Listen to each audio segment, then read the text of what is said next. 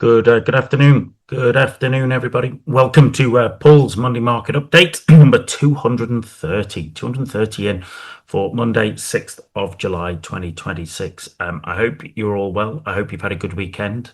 I hope you're sort of not too bleary-eyed and struggling for those of you like myself who stayed up to watch that football match last night. So it was worth it. I'm glad that it was not only was it a good result, but it was actually a great game to watch and stuff. And so I can live with that. All right, I would have been a bit different had I just stayed up all that time to watch a 0-0 ball draw. But anyway, we go on. Paul's Monday Market Update. Okay, if you're here in the room, I hope you can hear me. Hope you can see the slides. Okay, and that the technology is working fine for us. Those of you joining us for the first time, the Monday Market Update is just that. It is me flying through as much as I can cram into the next 25-30 minutes, looking at strength and weakness within the FX markets, looking at a few charts of interest, then a look at the live markets. It's not a signal service, it's not trade recommendations, it's just me sharing what I'm looking at, which may help you with your own analysis. As always, you are very welcome here, but just remember you're always responsible for your own trading and investing decisions. And as always, if you want a little bit of help and support, we're about to start the Q3 VTP Trader Accountability Group. All right, so just a small group that helps you build discipline, accountability, and consistency. Okay, with other serious, dedicated traders. Once again, there's a bit.ly code there or a QR code, or you can ping me if you've got any questions.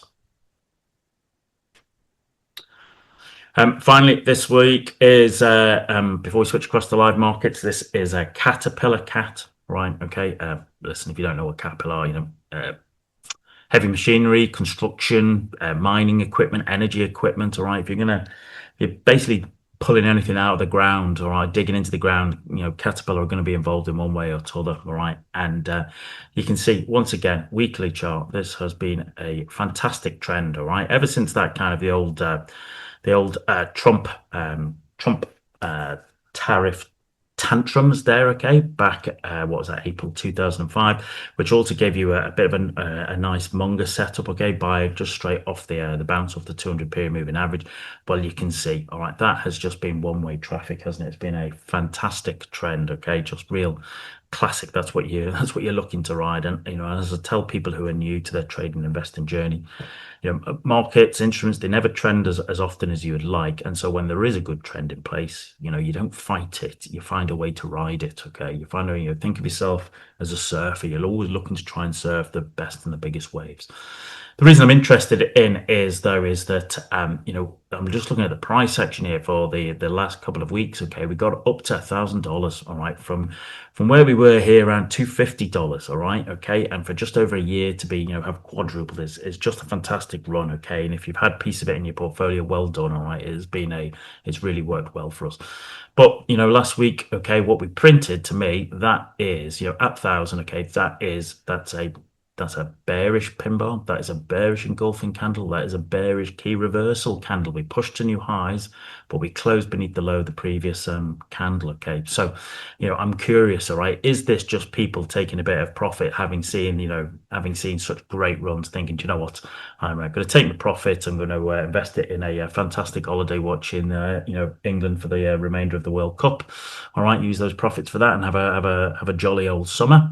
Or is it sort of indicative of something else? All right, very often cat is used as a bit of a kind of a cyclical bellwether. All right, so there's been lots of talk and actually lots of price action talking about rotation, okay, sort of industrial rotation, looking at bond yields, looking at construction sentiment in like China and across the world, all right, and and what happens, okay, to some of these high valuation stocks, if their risk appetite overall cools. So that's a fantastic chart, okay, but as I said, I'll be watching this over the next couple of weeks to see whether this is just a bit of profit taking before the summer lulls, or whether it's indicative of that kind of run being over for the moment. So keep an eye on that and see how that plays out.